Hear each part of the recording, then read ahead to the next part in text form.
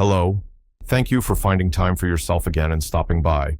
Let's look together today for where our strength hides. Do you often catch yourself thinking that the years are passing and it seems like your well-being must inevitably decline? As if there's some invisible switch that, after a certain point, starts dialing down our energy and mobility. But is that really the case? Our body is an amazing system, capable of much at any age, but it does become more sensitive, like an old barometer reacting to the slightest changes in the weather. And often, how we feel is influenced by things we don't even think about: subtle habits, hidden deficiencies, or elusive changes in the body that we chalk up to age. Like quiet moths, they can imperceptibly nibble away at the wings of our vitality while we pay them no mind. For example, seemingly harmless morning stiffness or reluctance to try new foods. But you know what's encouraging? Noticing these silent pests and gently showing them the door is entirely within our power. I promise that today we'll talk about 9 such non-obvious causes and find simple, kind ways to regain lightness, interest in life, and good health. No revolutions, only gentle yet effective steps. Stay with me, and you'll learn how to outsmart time and live a full, active life for longer. Let's start, perhaps, with what literally keeps us on our feet, but which we rarely pay special attention to until we stumble: our sense of balance. With age, coordination can subtly change. The inner ear, vision, signals from muscles, this whole complex system responsible for balance might start working a bit less cohesively. Leg muscles, if not maintained, also weaken, and reaction time slows down slightly. And suddenly, an ordinary rug on the floor or an unexpected turn of the head can lead to a loss of balance and, God forbid, a fall.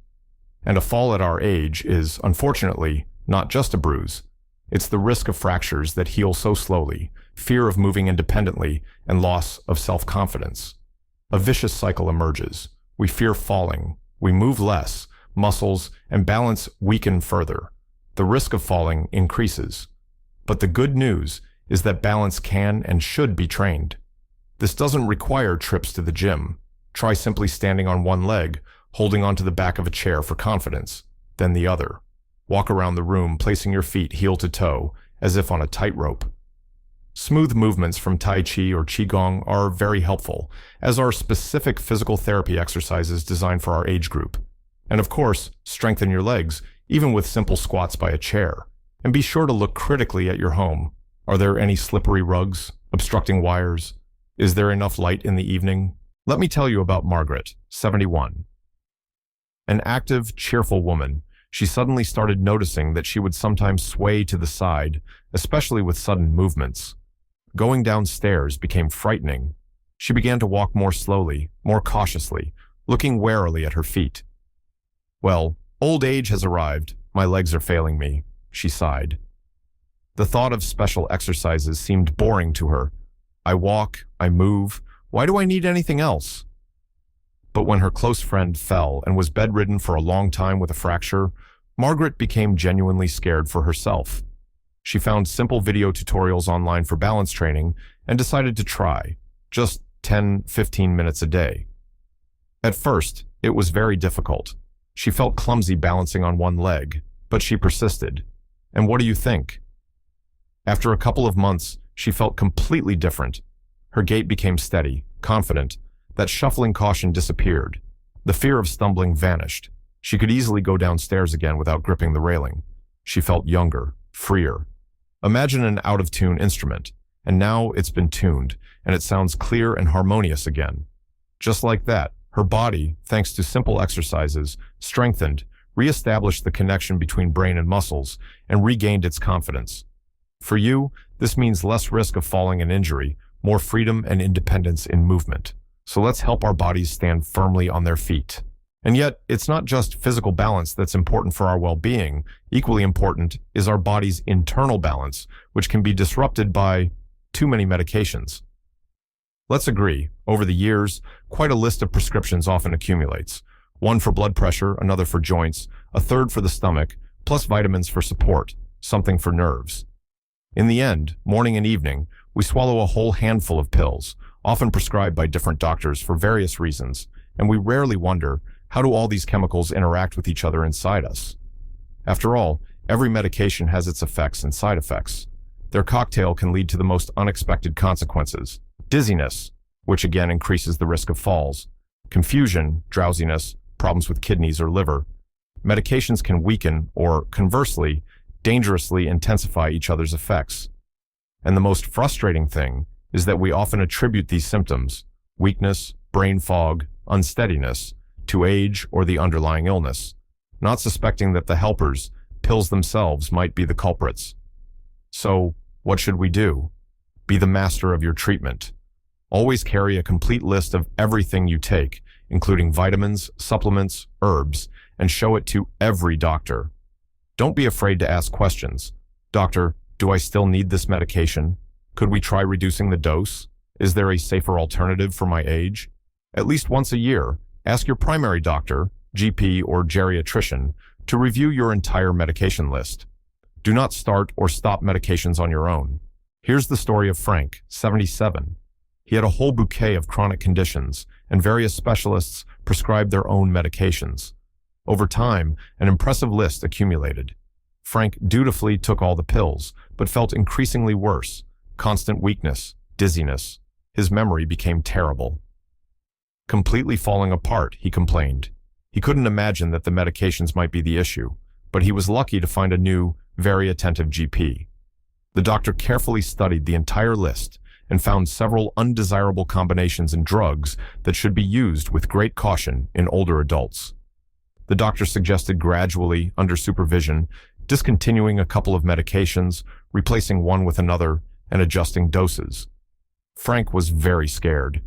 What if I get worse without my usual pills? But he trusted the doctor. And what happened? Within a month, he felt much better. His head cleared up, the dizziness went away, and he felt a surge of energy. He was even able to drive short distances again. It turned out that many of his complaints were caused not so much by his illnesses as by side effects and drug interactions. Imagine an orchestra where everyone plays their own tune. It's chaos. But when a good conductor, the doctor, came and coordinated their playing, harmony was born. Optimizing his therapy lifted an unnecessary burden from Frank's body. For you, this could also mean fewer side effects and better well-being, with potentially fewer pills. So pay attention to what you're taking. You know, there's another door into our body that we often underestimate in terms of overall health, thinking only about the beauty of a smile. It's our oral cavity, especially the condition of our gums. Tooth loss, ill-fitting or old dentures, bleeding gums when brushing, a clear sign of inflammation, gingivitis, or periodontitis. These are not just local nuisances. It's much more serious. Chronic inflammation in the gums is a constantly smoldering source of infection. Bacteria from an unhealthy mouth can easily enter the bloodstream and spread throughout the body, triggering or worsening other seemingly unrelated problems. Scientists have proven a link between poor gum health and an increased risk of heart attacks and strokes, difficulties in controlling diabetes. Inflammation interferes with sugar metabolism, lung diseases, bacteria are inhaled, and even Alzheimer's disease. Therefore, taking care of your mouth is taking care of your whole body's health. What needs to be done? Pay the utmost attention to hygiene, brush your teeth, and dentures, if you have them, twice a day with a soft brush and fluoride toothpaste. Be sure to use dental floss or special interdental brushes to clean between teeth. That's where most bacteria accumulate. And regularly, at least every 6 months, visit the dentist for a checkup and professional cleaning, even if nothing hurts and you have few teeth left. The dentist will check the condition of the mucous membranes, the quality of dentures. If your gums bleed, are red, swollen, this is not a minor issue, but an SOS signal. Run to the doctor. Listen to the story of Grace, 67. She had her own teeth, but her gums often bled when she brushed. She didn't pay much attention, thinking it was the brush. She visited the dentist very rarely. At the same time, she had diabetes, which was poorly controlled despite all her efforts with diet and medication. She constantly felt tired. Once, during an appointment with her endocrinologist, the doctor, learning about her gum problems, strongly recommended she visit a periodontist. Grace was surprised what was the connection, but she went. The gum specialist found moderate periodontitis and prescribed treatment, deep cleaning, rinses, and, most importantly, taught her proper oral care. Grace completed the course and became very disciplined in following the recommendations. Imagine her surprise when, a few months later, she noticed that her blood sugar levels had become much more stable. She even managed to slightly reduce her dose of diabetes medication, under doctor's supervision, of course, and she had noticeably more energy. Imagine a smoldering ember in your house filling everything with smoke, inflammation. It was extinguished, and breathing immediately became easier. Eliminating the source of infection in her mouth reduced the overall inflammatory load on her body. So, oral health is indeed crucial for the entire organism. And since we're talking about what supports us from the inside and out, let's go lower, to our very foundation, to our feet. How often we forget about these hard workers who carry us throughout our lives. Yet, with age, feet require special attention. The skin on them becomes drier, thinner, easily cracked, and this is an entry point for infection. Nails can thicken, become ingrown. Painful calluses, corns, and spurs appear. Flat feet may develop or worsen. All of this is not just a cosmetic flaw. Foot pain prevents us from walking, makes us move less, and increases the risk of falling. And for people with diabetes or poor circulation, even a small wound on the foot can lead to very serious consequences. Improper, uncomfortable shoes only exacerbate the problems. Therefore, our feet need daily care. Inspect them every day. Are there any redness, cracks, sores, calluses? Wash your feet with warm, not hot, water and mild soap, and dry them thoroughly, but gently, especially between the toes. Apply moisturizing cream to your feet, but not between the toes. It should stay dry there. Trim your toenails carefully, straight across, without cutting the corners. And most importantly, wear comfortable, properly fitting shoes. They should be wide enough, with non-slip soles and good support. Don't walk barefoot, especially outside or in public places. And if there are serious problems, an ingrown toenail, fungus, non-healing sores, severe pain, don't try to handle it yourself. See a podiatrist or surgeon. Remember Arthur, 73. He suffered from heel pain, especially in the mornings, but he endured it. It's age. His feet tired quickly, and he didn't feel like walking for long. The nails on his big toes became thick, yellowish, and trimming them was agony. He gave up on his feet, wore old, worn-out shoes. They felt looser. Feet aren't the head, he'd joke. But the pain became unbearable, and his beloved walks with his dog turned into torture. His wife literally forced him to go to a podiatrist. The diagnosis was expected: plantar fasciitis, heel spur, and nail fungus.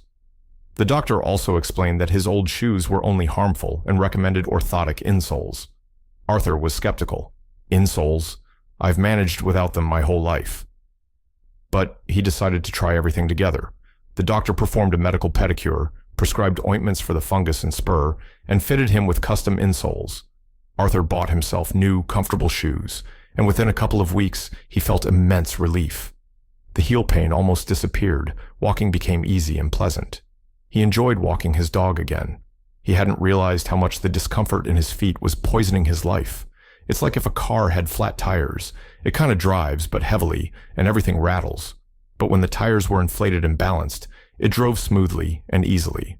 So, take care of your foundation. But our support isn't just healthy feet. It's also our connection with the world around us, with nature, with sunlight. How often, as we age, do we start spending more and more time within four walls? Either the weather is not right, or it's hard to go out, or simply out of habit. And we deprive ourselves not only of fresh air, but also of the powerful healing effects of nature. A walk in the park, the sight of greenery outside the window, the chirping of birds. All this reduces stress, improves mood, even normalizes blood pressure. And sunlight, we vitally need it. It's under the influence of ultraviolet rays that our skin produces vitamin D, a unique substance responsible for bone strength. Calcium isn't absorbed without it. Muscle strength, immune system function, good mood, and protection against many diseases, including some types of cancer. And with age, the skin's ability to synthesize vitamin D decreases, plus we spend less time in the sun. So it turns out that many older adults suffer from a deficiency of this crucial vitamin, manifested by bone pain, muscle weakness, frequent colds, and low mood. What should we do? Try to get fresh air every day, even just 15 to 20 minutes.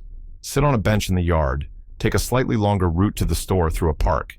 If it's really difficult to go out, open the windows wide, air out the rooms often. Sit by the window, let the gentle sun rays touch your face and hands. Avoiding the scorching midday sun, of course. Morning or after lunch is better. Add vitamin D-rich foods to your diet. Fatty fish, herring, mackerel, salmon, cod liver oil, egg yolks. And definitely discuss with your doctor. Perhaps you should take vitamin D drops or tablets, especially from autumn to spring. Here's the story of Edith, 80. She lived alone and had almost stopped leaving the house, especially in winter. She was afraid of falling on slippery streets, and it seemed she lacked the strength. She spent whole days watching TV or reading by the window.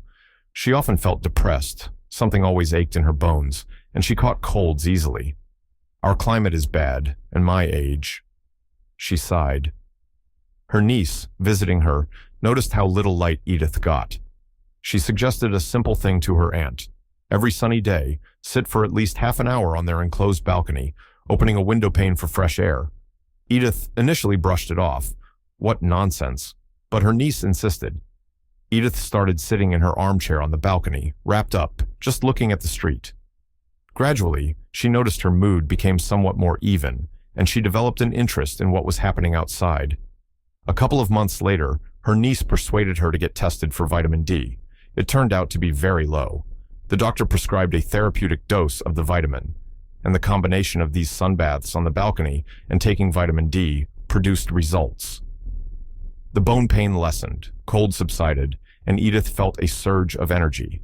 It was as if a dried-up houseplant was finally put in the light and watered. It came back to life. The sun and vitamin D literally recharged her.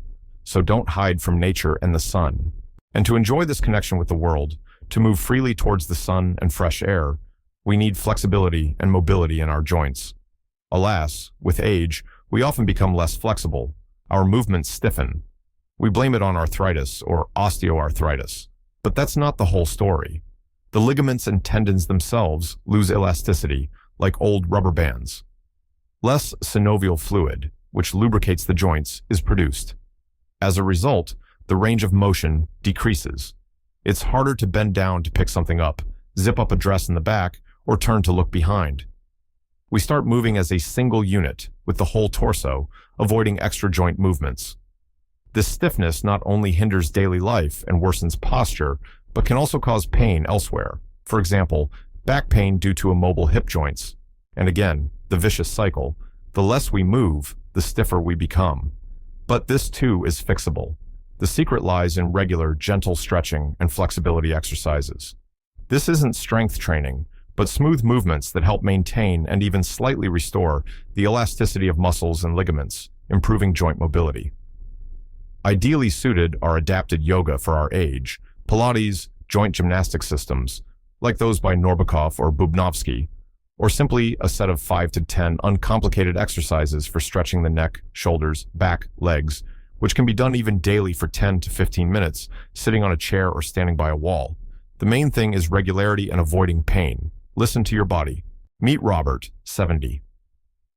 He worked hard physically all his life, but relaxed in retirement and moved little.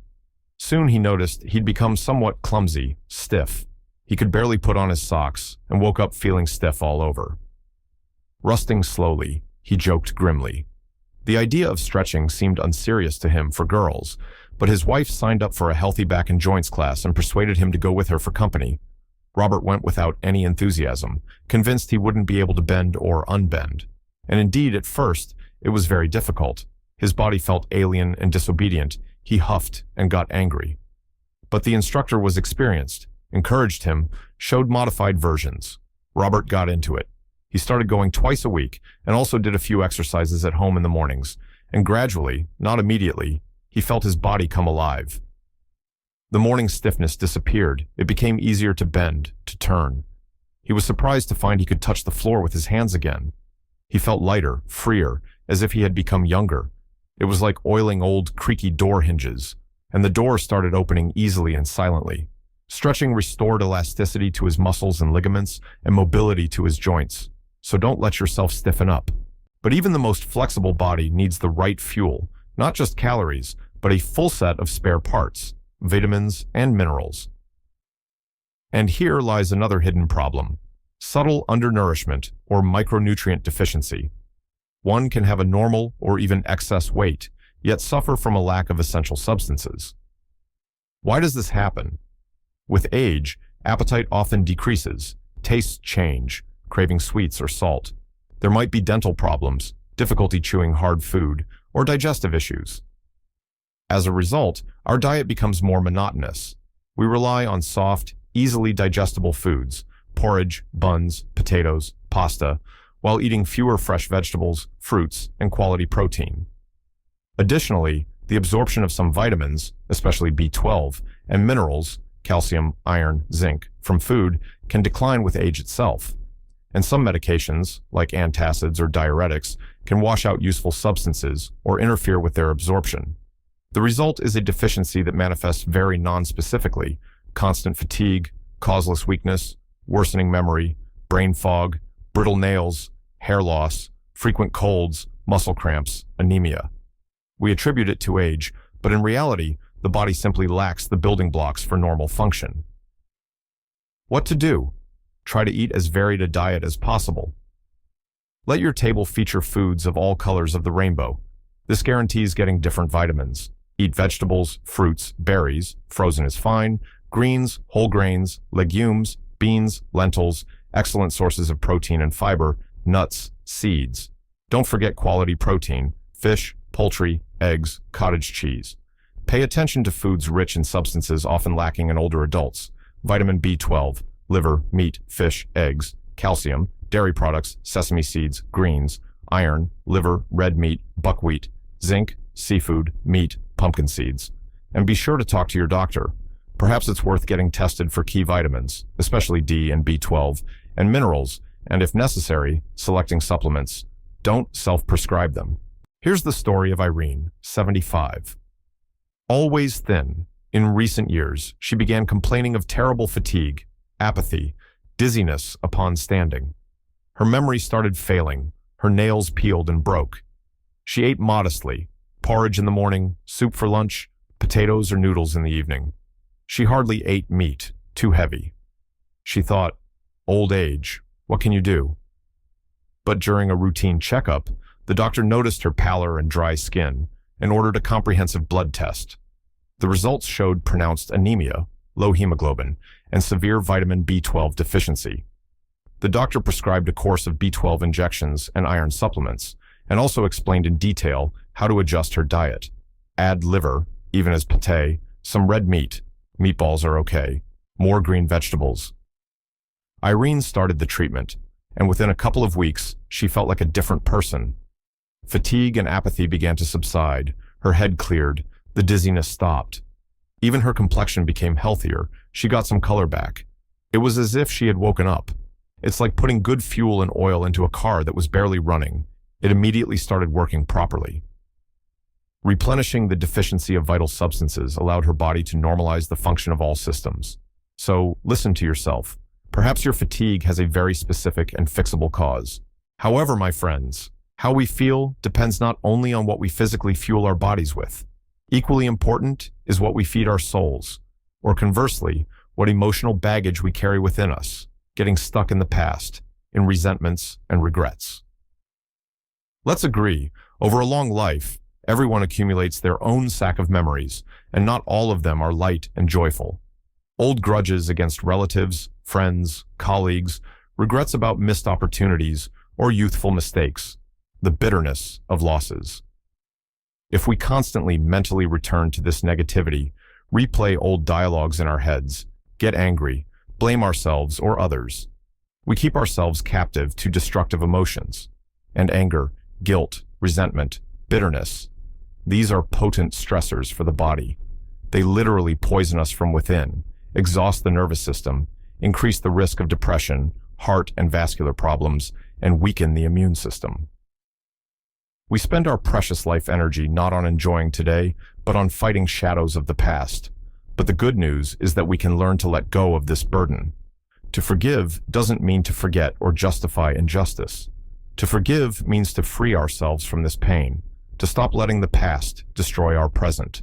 It's not needed by the offender, It's needed primarily by ourselves. How to do it? There are various techniques, for example, writing letters of forgiveness, which don't need to be sent. If resentments are very deep and won't let go, it's not shameful to seek help from a psychologist. Mindfulness practice is very helpful. The ability to notice your thoughts and feelings without judgment and gently return attention to the present moment, to breathing, to bodily sensations. Focus on what you can change now. Seek and create new positive experiences. Meet William, 78. For many years, he carried a heavy resentment in his heart towards his adult son over some long-ago conflict. Their communication was strained, formal. William constantly replayed the situation in his mind, angry at his son, feeling sorry for himself, believing he wasn't appreciated. This old grudge poisoned his life. He became withdrawn, irritable, often complained of chest pains. His wife urged him to talk to his son, to let the situation go, but he resisted. He should apologize first. One day, he accidentally attended a lecture on psychosomatics, which discussed the destructive influence of chronic resentment on health. Something stirred within him. He suddenly realized that this grudge was only harming him, eating him up from the inside. It wasn't easy, but he decided. He wrote his son a letter, not with reproaches, but describing his feelings and his desire to mend the relationship. The son replied. They met, had a heart-to-heart talk. Forgiveness wasn't an instant miracle, but the first step was taken. The ice began to break. And William felt incredible relief, as if a huge weight had been lifted from his soul. He became calmer, kinder, and even his heart pained him less often. He understood a simple truth. Holding on to resentment is like drinking poison and hoping your enemy will die. By letting go of the past, he freed up space in his soul for warmth and joy in the present. And when we free up space by letting go of old grudges and regrets, room appears for something new, for interest in life, for curiosity. And this is the ninth, and very important, secret to preserving youthfulness of spirit and sharpness of mind. Unfortunately, with age, there's sometimes a tendency to close ourselves off from everything new, to cling to the familiar, to avoid any effort related to learning or adaptation. Oh, these computers of yours, not for me. Where would I start learning a language now? New dishes? No thanks, I'll cook like always. Such voluntary narrowing of one's world not only makes life bland and monotonous, but also deprives our brain of vitally necessary stimulation. The brain, like muscles, weakens if not trained. It needs new tasks, new impressions, new information to form new neural connections, to stay flexible and active. Refusing the new, refusing to adapt to a changing world, is a direct path to worsening memory, declining cognitive functions, and apathy. So, what to do? Consciously cultivate curiosity within yourself. Be interested in what's happening around you, in the world, in your city, in the lives of your loved ones. Ask questions. Don't be afraid to try new things, even small ones. Master a new recipe. Choose an unfamiliar route for a walk. Listen to music you haven't heard before. Ask your grandchildren to show you how to use a smartphone or tablet. It's a window into a huge world of information, communication, entertainment. Sign up for a short workshop or lecture on history, art, gardening, anything that intrigues you even slightly. Read, learn, be amazed. It's never too late to learn. The brain is grateful for any interesting work. Remember Dorothy, 76. She lived a very measured and predictable life. Ate the same things, watched the same TV shows, walked the same route. All suggestions from her children or friends to try something unfamiliar, go on an excursion, visit a new theater, learn video calls, were met with a polite but firm refusal. Thank you, I'm not interested. I'll stick to my old ways. She often complained of boredom, but was afraid or unwilling to change anything in her routine. The world outside her familiar cocoon seemed complex and alien. But one day, her longtime friend practically dragged her to a book club meeting at the local library. Dorothy went very reluctantly, convinced it was a waste of time. They discussed a book by a contemporary author, quite unusual, one she would never have chosen herself. But during the discussion, she unexpectedly got drawn in. She found it interesting to listen to others' opinions, to argue, to share her own thoughts. She checked out the next book on the club's list from the library, then another. She started looking forward to these meetings, and then more followed. The book club awakened her interest in other things too. She asked her grandson to teach her how to search for information online about writers and artists. She discovered the world of audiobooks and podcasts. She felt her life fill up again with colors, events, meaning. It was like opening a window after a long winter, and fresh wind, sun, and new smells burst into the room. Openness to the new revitalized her mind, gave her new topics for thought and conversation, brought back the joy of learning. So, don't be afraid to be curious.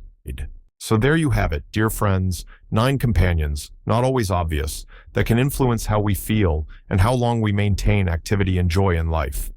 As you can see, many things we're used to blaming on the inevitable passage of time are actually amenable to our care and attention. Your life is a unique book, and it's within your power to continue writing its interesting, bright chapters. You possess the wisdom of years lived and an intuition that will tell you which of these tips you need most right now. You don't need to try to change everything at once.